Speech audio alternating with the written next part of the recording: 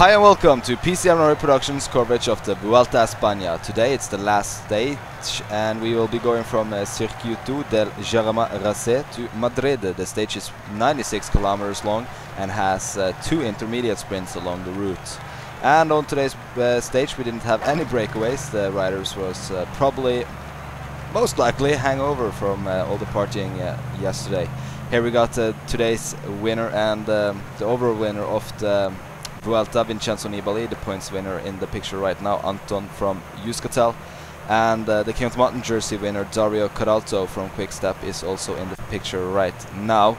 And Rain Terame wins the youth classification, and Geox wins the classification for the teams. A very strong ride by the Spanish team with Carlos Sastre, Fabio Duarto and Denis Menchov on their squad. So now it's time to end our recap footage and tune in live on the last stage of the Vuelta. So please hang with us, and we got some treats for you after today's stage, so stay tuned!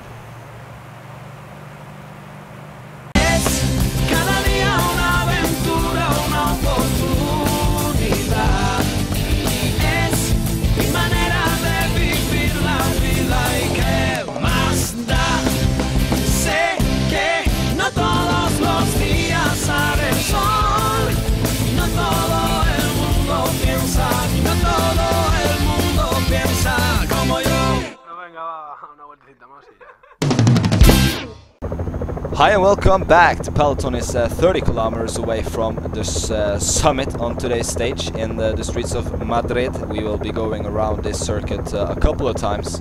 I think we got 3 laps to go, and I got a surprise for all of you that like Jim Jones at the end of this stage. And what the hell, I'm just gonna say it right away. We will be having a post-Vuelta report with the beloved Jim Jones, our expert commentator here on PCMNorway Productions.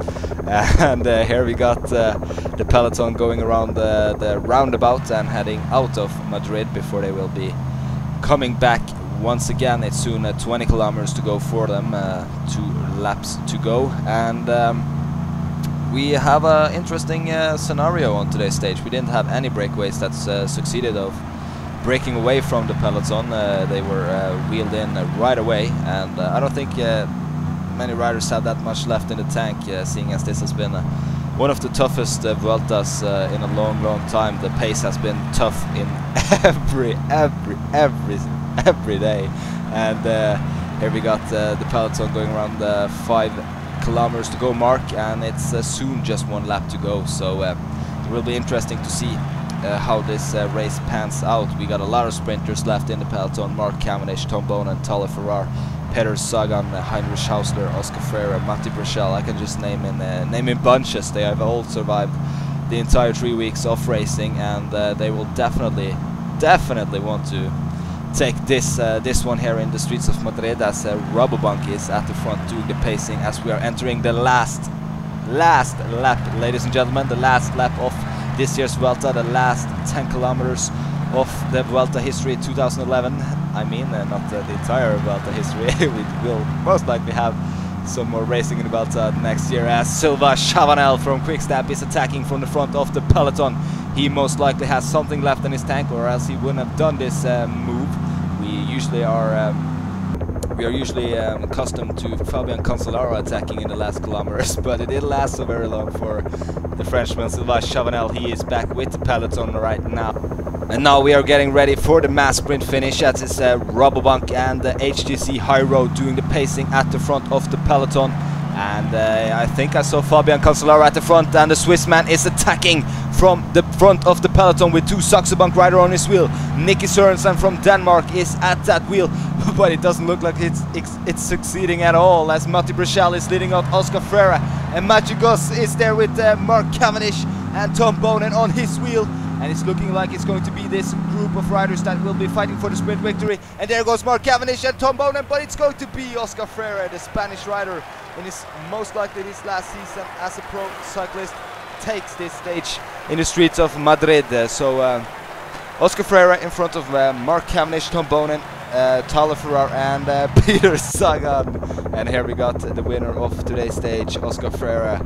He wins this 28th stage from Circuito del Jarama to Madrid, 96 kilometers, and he was most definitely the strongest at the summit.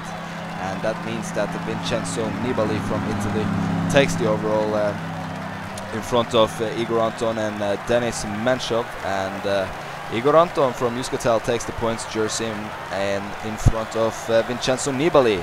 So Dario Caralto from Quickstep takes the King of the Mountain jersey, as Rain Terame from Cofidis takes the youth classification, and Geox wins the best team.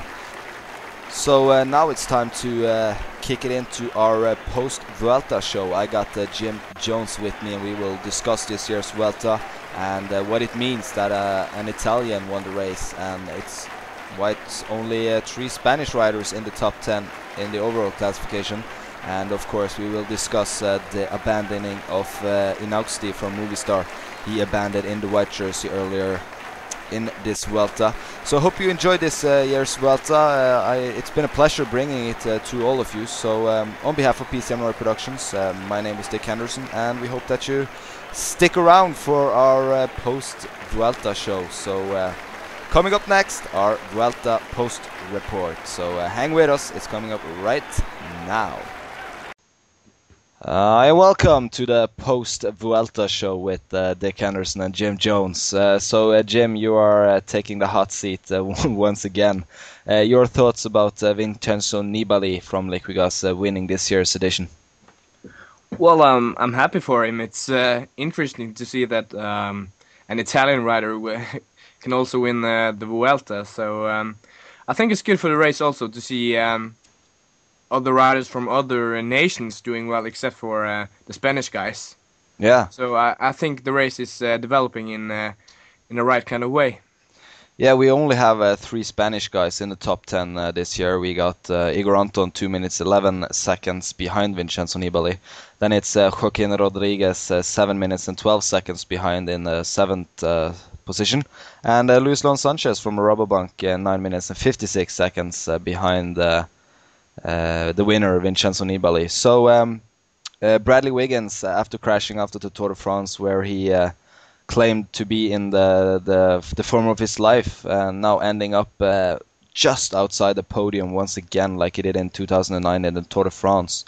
Is this a disappointing result for Bradley Wiggins? No, I think this is a good result for Bradley Wiggins. He crashed out, and it's hard to get back from injury.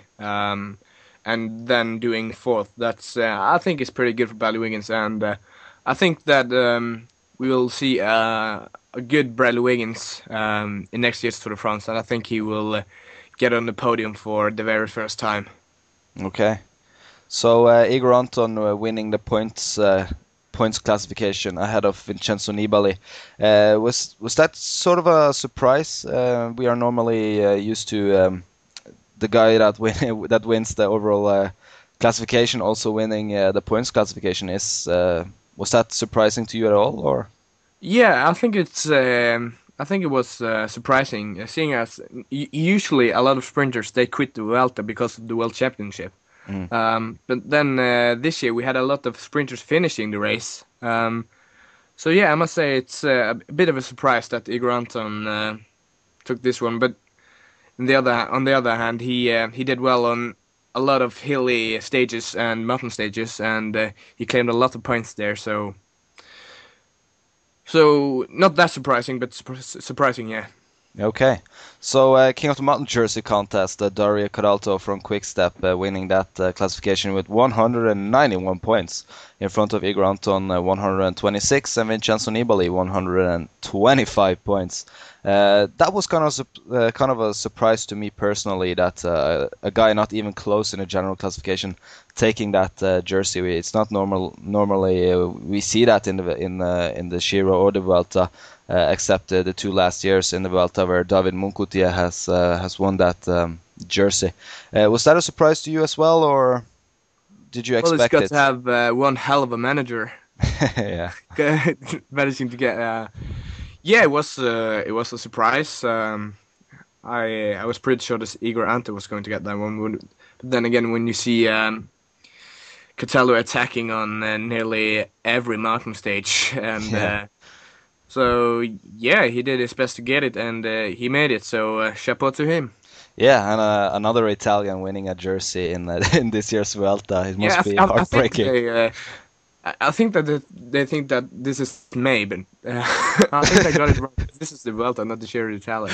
Yeah, they got it twisted. So Yeah. moving on to the youth classification, Rein Terame clinching that jersey in front of Kieślowski and Fabio Duarte. So was it disappointing for the Movistar team when Inoxti crashed out with the jersey? And is this a bittersweet victory for Rein Terame now?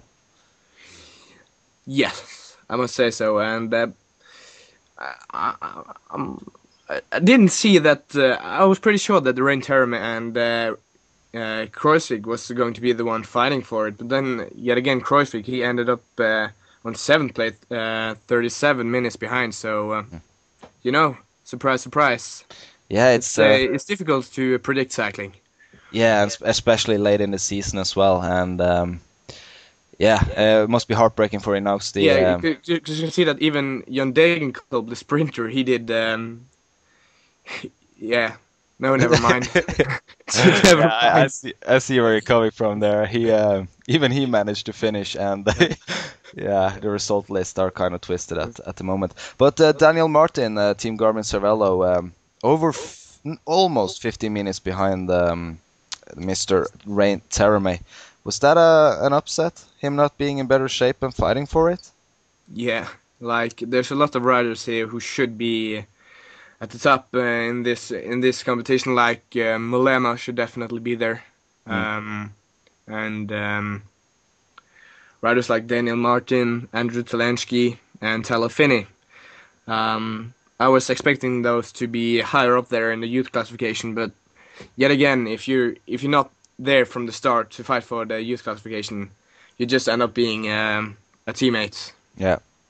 So the team classification, surprised that Radio Shack didn't walk away with that one? Well, there were a lot of breakaways going in on this year's edition. Well,